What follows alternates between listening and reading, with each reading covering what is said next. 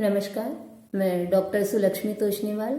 आज हम देखेंगे कि प्रबंध का अर्थ और उसकी विशेषताएं क्या हैं।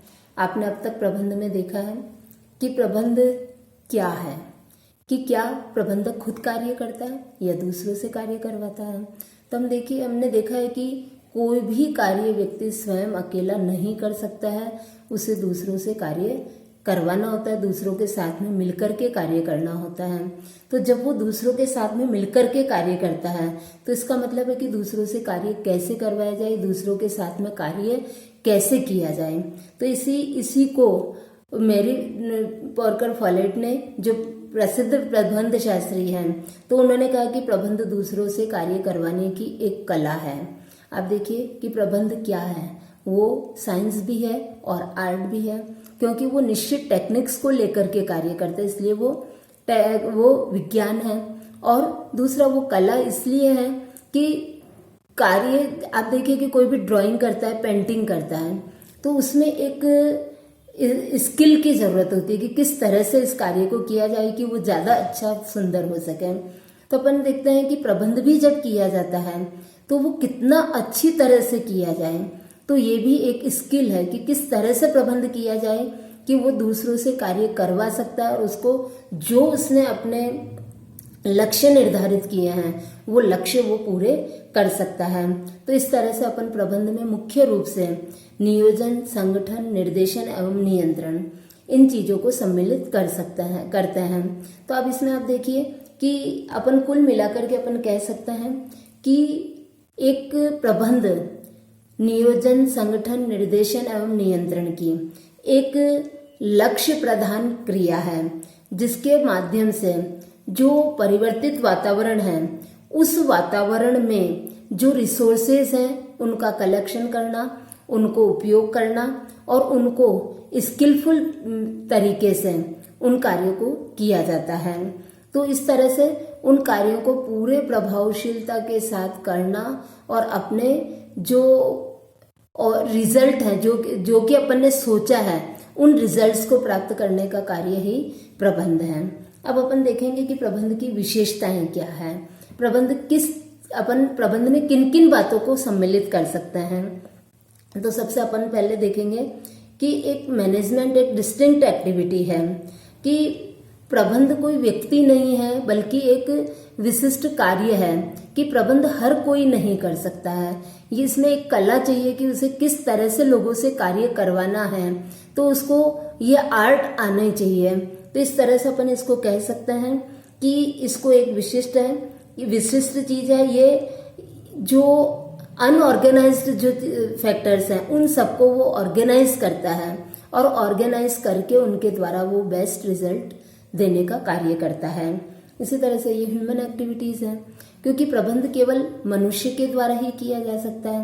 केवल जो दूसरे संसाधन हैं उनको तो अपने साधनों के रूप में काम में लिया जाता है। इसी तरह से औपचारिक समूहों के द्वारा प्रबंध का कार्य किया जाता है। आप देखिए कि जितने भी संगठन होता है तो उनमें एक फॉर्मल ग्रुप्स बने हुए रहता है। आप देखिए कि क्या क्राउड और ग्रुप में कोई फर्क होता है।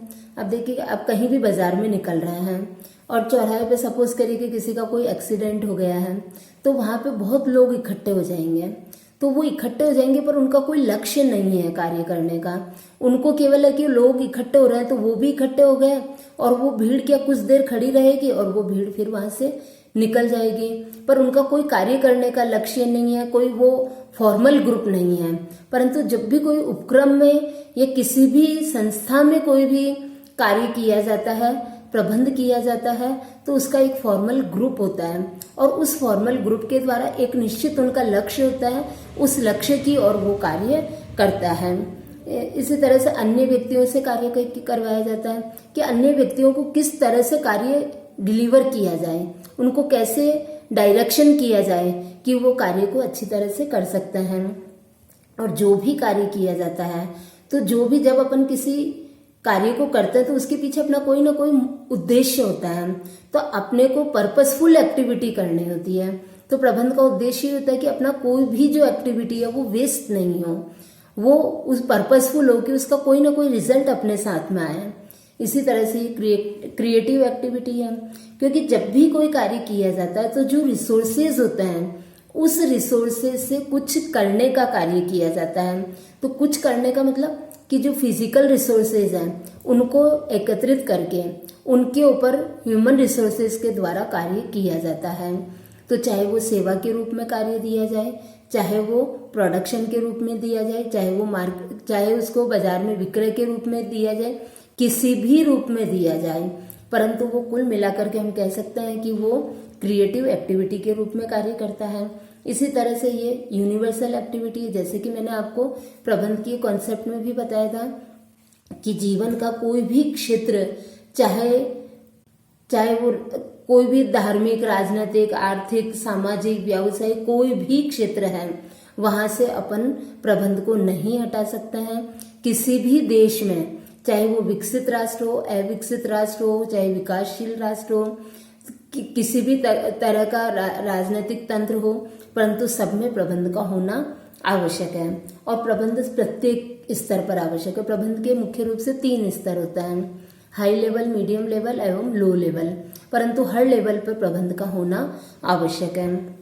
इसी तरह से प्रबंध एक प्रोसेस भी है, क्योंकि प्रबंध की एक कार्य है कि पहले नियोजन किया जाएगा, फिर ऑर्गेनाइजेशन किया जाएगा, फिर उस संगठन को डायरेक्शन दिया जाएगा और उनका डायरेक्शन के अकॉर्डिंग कार्य हो रहा है या नहीं हो रहा है, इसके लिए वापस कंट्रोलिंग की जाएगी। और कंट्रोलिंग के बाद में फिर फीडबैक होएगा कि वो कार्य सही हुआ या नहीं हुआ, तो उसके अनुसार वापस प्लानिंग पे आएंगे कि परिवर्तित परिस्थितियों के हिसाब से उसे वापस प्लानिंग में कोई चेंज करना है, तो वो उस चेंज के साथ में पुनः नए रूप में सामने आएगा। तो इस तरह से ये एक समन्वित प्रक्रिया भी है और गतिशील प्रक्रिया भी है। इसी तरह से एक हायरार्चिकल सिस्टम है। तो अपन इसमें देखते हैं कि अधिकार ऊपर से नीचे की ओर उनका फ्लो होता है। तो जब अधिकारों का फ्लो ऊपर से नीचे की होता है तो इस तरह से एक श्रृंखला बन जाती है, जो चेन बन जाती है। तो इस चेन बनने पर अलग अलग पद बन जाता है या अलग अलग प्रोसेस बन जाता है, सोपान बन जाता है, तो इसको पदानुक्रम व्यवस्था बोलते हैं। तो इस तरह से जो अधिकार है वो ऊपर से नीचे की ओर आता है और नीचे से ऊपर की ओर कोई भी प्रॉब्लम है तो उस प्रॉब्लम को वो अपनी बात को कहने के लिए सुझाव दे सकता है, या उसको कोई भी प्रॉब्लम है तो उसको वो अपने प्रस्तुत कर सकता है। तो उसे कोई भी क्वेश्चन पूछना है तो उसको वो कर सकता है। तो इस तरह से ये कार्य नीचे से ऊपर की ओर चलता है, अपनी रिपोर्ट प्रस्तुत करेगा वो। इसी तरह से प्रबंध के कुछ सिद्धांत हैं, तो वो उन सिद्धांतों पर चलकर ही कार्य करता है और हर प्रोसेस पर उसे एक डिसीजन लेना होता है। और प्रबंध जो भी कार्य करता है, चाहे वो हाई लेवल पे हो, मीडियम लेवल पे हो, लो लेवल पे हो, या किसी भी, चाहे नियोजन करना है, ऑर्गेनाइजेशन करना है, डायरेक्शन देना है, कोई भी कार्य करना है, चाहे कंट्रोलिंग करनी है, सबके लिए उसे डिसीजन लेना होगा कि इसको किस टेक्निक के द्वारा इस कार्य को किया जाना है। और इन सबको करने के लिए एक लीडर का होना आवश्यक है। तो उसकी लीडरशिप में कार्य किया जाएगा कि वो अपनी बात को कितने अच्छे तरीके से लोगों तक पहुंचा सकता है, अपने अधीनस्थों तक पहुंचा सकता है, अपने फॉलोवर्स तक पहुंचा सकता है। और जो व्यक्ति इसमें सफल हो जाएगा तो वो अपनी प्रबंध व्यवस्था को ज्यादा अच्छा कर सकता है।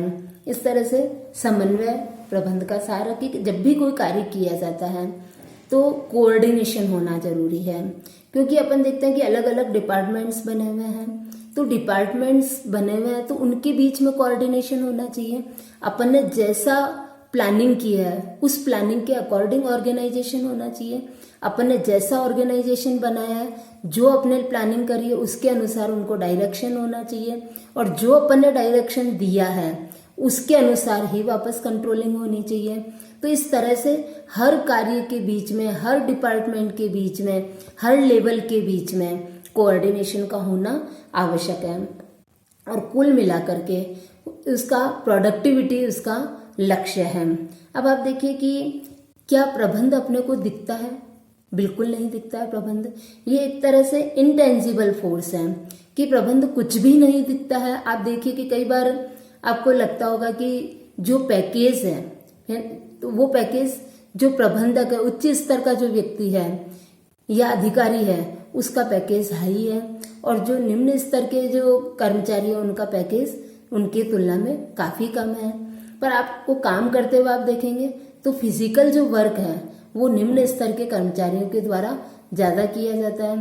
तो कई बार आपको लगता होगा कि जो प्रबंधक है वो तो ऐसी रूम में बैठा है, अपने पीसी के सामने बैठा है, परंतु आप देखिए कि वो बैठा नहीं है, उसके दिमाग में कंटिन्यू कुछ ना कुछ चल रहा है कि किस कार्य को कैसे चलना है। तो ये दिखती नहीं है, बल्कि क्या है, इंटेंजिबल है, अदृश्य शक्ति है, कि वो अदृश्य शक्ति लोगों को काम करवाती है। उसकी योजनाएं जितनी अच्छी होगी उतना ही वो अच्छा प्रबंधक माना जाएगा।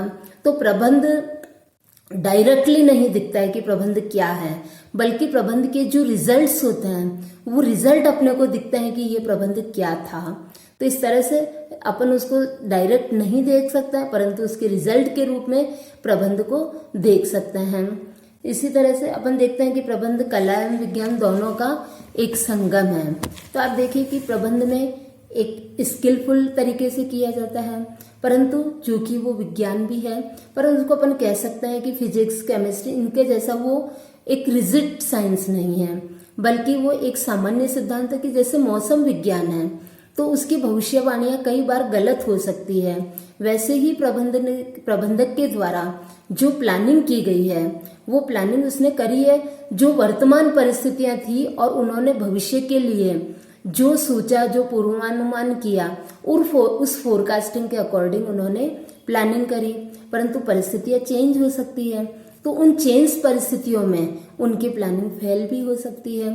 तो इस तरह से अपन कह सकते हैं कि प्रबंध विज्ञान है, वो पूरे सिद्धांतों के ऊपर चलकर कार्य करता है, परंतु चूंकि ये गतिशील एक्सटर्नल एनवायरनमेंट के साथ में कार्य करता है, मनुष्य के ऊपर कार्य करता है, तो मानव का व्यवहार निरंतर परिवर्तनशील होता है।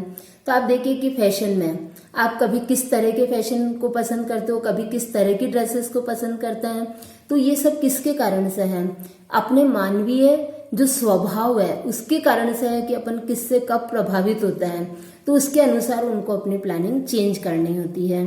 और वर्तमान समय में प्रबंध एक प्रोफेशन बनता जा रहा है, क्योंकि इसका भी एक निश्चित सिलेबस हो गया, निश्चित स्टडी हो गई कि उसको पढ़ करके उनकी विभिन्न सिद्धांत, कंसेप्ट और जो विचारधाराएं हैं और एक निश्चित जो नॉलेज है उसको अध्ययन करके वो ज्यादा अच्छा प्रबंध कर सकता है। तो इसलिए एक डिग्री के रूप में जिस तरह से डॉक्टर्स, इंजीनियर्स एक डिग्री लेकर के कार्य करते हैं, उस तरह से प्रबंधक भी एक निश्चित सिलेबस को पढ़ करके और उसकी एक जो कोड ऑफ कंडक्ट है उसको मानते हुए वो अपना कार्य करता है।